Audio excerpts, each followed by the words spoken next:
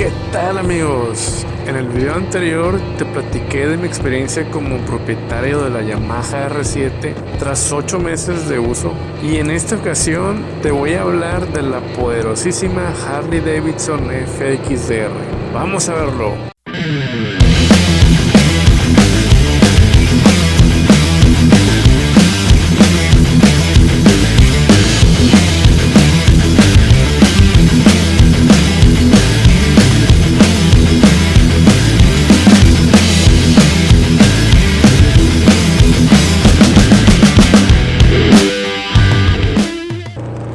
Amigos, les platico que con esta moto tengo ya un poquito más de 4 años. He recorrido aproximadamente 13.500 kilómetros con ella y me ha acompañado por muchísimos lugares. En México, empezando por Nuevo León, visité bastantes pueblitos mágicos como Santiago, Linares, Galeana, Allende, Montemorelos, García, probablemente algunos otros que no recuerdo. Posteriormente también en Coahuila, la llevé por Saltillo, Monclova, Torreón, Cuatro Ciénegas, Parras. Y ahora aquí en Wisconsin también me está acompañando a conocer muchos lugares. Pero bueno, demos inicio a la reseña, empezando por las cosas que me encantan de la moto. Y en primerísimo lugar, ¿qué creen que está? La apariencia. Para mí esta moto es preciosa, es la moto de mis sueños. Nunca olvidaré esa primera vez cuando la vi en octubre del 2018. Me impresionó totalmente el diseño, sobre todo la parte trasera con esa colosal llanta de 240 milímetros. Pero luego vi la etiqueta del precio y no, gracias, se me quitaron las ganas. Afortunadamente Dios me bendijo con mucho éxito y 2 años después tuve la oportunidad de comprarla, cosa que en ese momento me parecía algo imposible, pero aún mejor, en mi color favorito, este negro mate que me encanta. Le da una apariencia espectacular y bastante ruda, en mi opinión. Y bueno, podría pasarme todo el día hablando de lo hermosa que es mi moto, pero mejor vamos al siguiente punto de las cosas que me encantan, y este es la potencia. Cuando hice la prueba de manejo en esta moto, me dejó totalmente impresionado. Es una brutalidad cómo jala esta moto. No les miento, amigos, pero cuando aceleras rápido, la moto prácticamente te avienta para atrás. De ahí que el asiento tenga esta formita para darte un poquito más de soporte. Si en el video anterior ya les platiqué que la R7 tenía muy buen torque, créanme que esta tiene más del doble. Y aún desde más bajas revoluciones, desde las 3500, la moto te empuja como si te odiara. Y los números no mienten, 119 libras-pie de torque, mientras que la R7 tiene como 49 libras-pie. Es una locura, amigos. Esta moto tiene un motor de 114 pulgadas cúbicas, lo que viene siendo 1868 centímetros cúbicos. Imagínense eso, un motor 1800 es una salvajada. De ahí que sea tan poderosa. Y la moto está limitada a una velocidad máxima de 195 kilómetros por hora. No me pregunten cómo lo sé. Otra de las cosas que me encanta es el sonido. Sé que en el video se alcanza a apreciar un poco, amigos, pero créanme que no le hace para nada justicia. Esta moto suena delicioso. Tiene un rugido muy característico que cuando aceleras pareciera como si fuera enojada.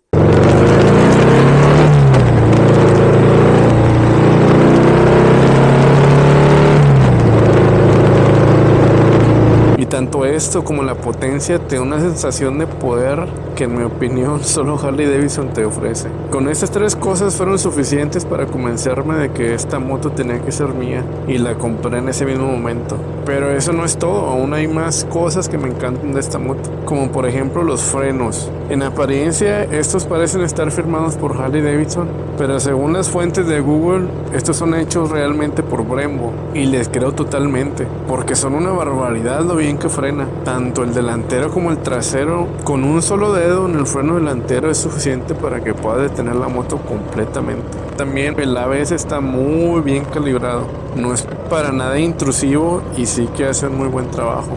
Adicional a esto, la luz delantera es muy buena también. Esta es LED y alumbra de maravilla. Aún y que no suelo manejar mucho de noche, cuando ha sido necesario, la moto sí hace muy buen trabajo y puedes ver perfectamente. Otra cosa que me encanta de la moto es el encendido. ¿Y por qué el encendido? Porque esta moto utiliza una llave de presencia. Así como muchos de los carros en en la actualidad, lo cual la vuelve bastante práctico, porque no tienes que andar buscando la llave y luego cuando la apagas se te olvide y se te quede puesta. No. En esta moto basta con que la traigas en la bolsa del pantalón, presionas el botón y la moto enciende. El depósito de combustible es algo que también me gusta mucho. Y no me refiero tanto a la forma, que digo, sí es bonito, pero me refiero más bien a la capacidad. Fácilmente me alcanza para recorrer 300 kilómetros, lo cual lo vuelve muy práctico para viajes largos, ya que no tienes que estarte deteniendo a cada rato, y especialmente útil en esas carreteras donde no hay ni una sola gasolinera, se vuelve muy práctico. Ahora pasemos a la siguiente categoría, las cosas que están bien, pero así nada más a secas. No son malas, pero tampoco son geniales o dignas de destacar. Y vamos a empezar por el asiento. A ver, el asiento es bueno. Sí que te permite manejar por horas sin sentir que te vuelves una tabla, pero tampoco es un sofá. Hay mejores en el mercado, sin embargo cumple su función bien. En el siguiente punto tenemos las direccionales. Siento que ese plástico les impide alumbrar mejor.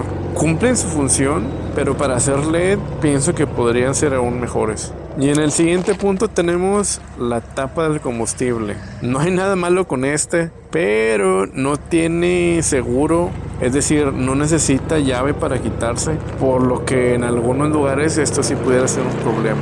Ahora vamos con la suspensión.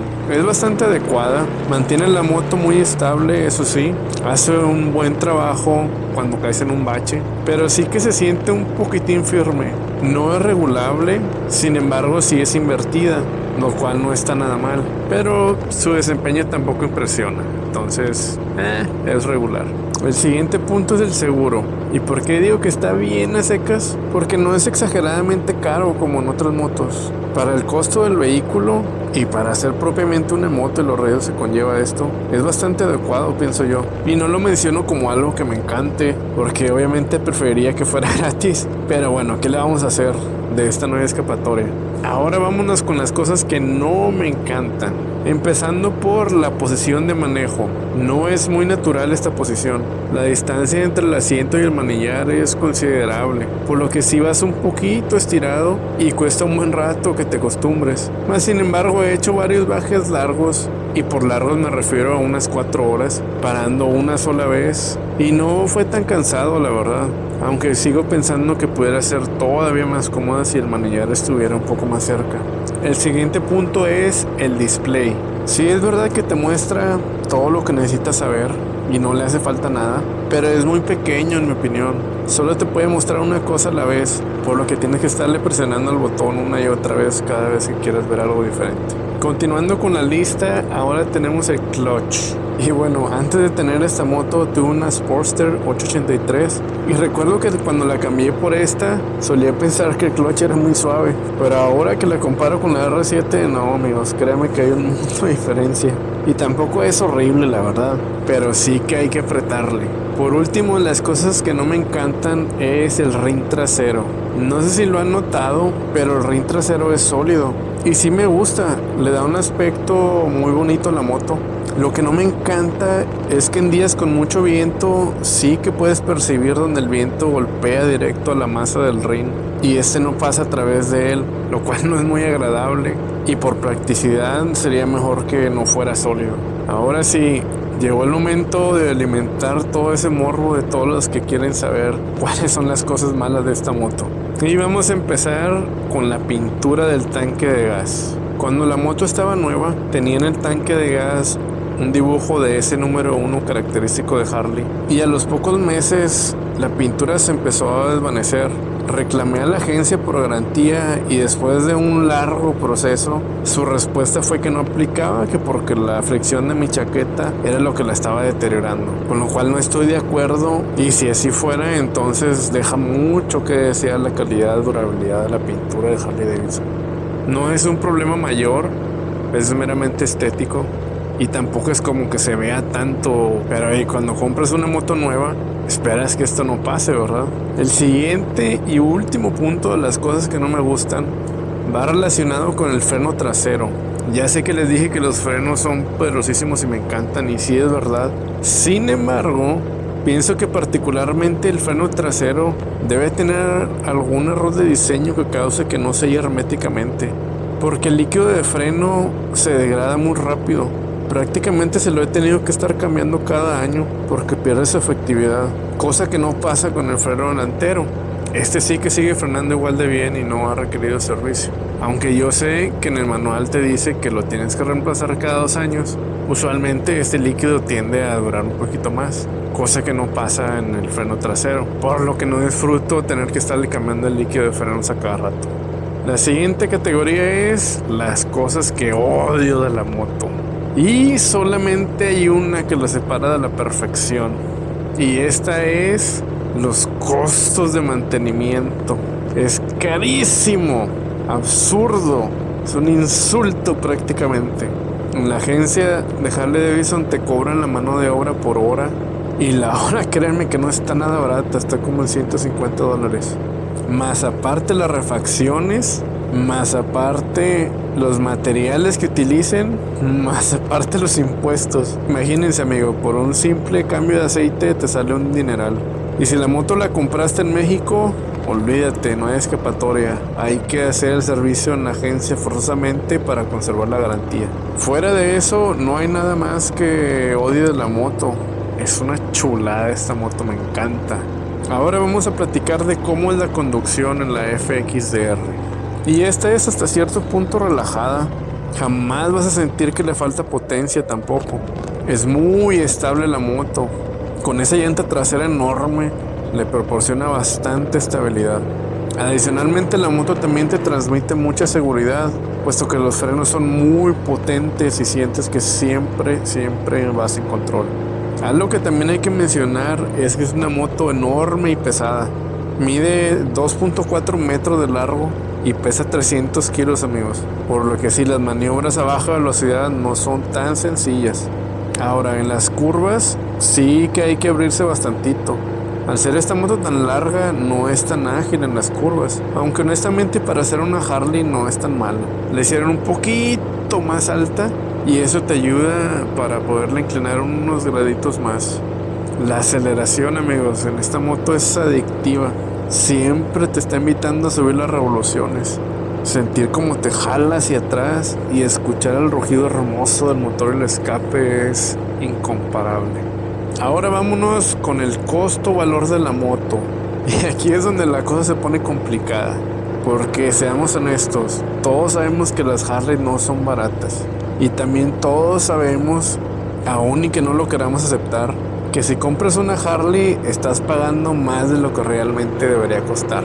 ¿Por qué? Porque te venden también la marca. Por lo tanto, desde un punto de vista racional, no conviene.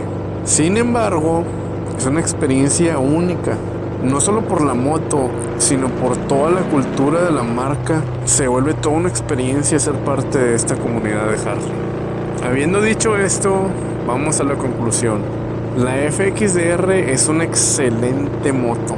Me atrevo a decir que probablemente es una de las mejores motos que ha hecho Harley Davidson en su historia. En estos 4 años que tengo con ella no he tenido absolutamente ningún problema. La recomiendo totalmente. Es una verdadera lástima que haya sido descontinuada en el 2021 y ya no se pueda conseguir nueva. Por otro lado, no es una moto con la que recomiendo empezar. Es grande, es pesada y el torque es una salvajada. Ya por último mencionar que no es una moto muy común, ya que solo estuvo en el mercado muy pocos años. Y dentro de Harley Davidson, esta moto cae en la categoría de la Softail. Y bueno, hasta aquí mi reporte. Si llegaste hasta este punto del video, te agradezco. Espero haya sido de tu agrado. No olvides suscribirte. Nos vemos en la próxima. Bye.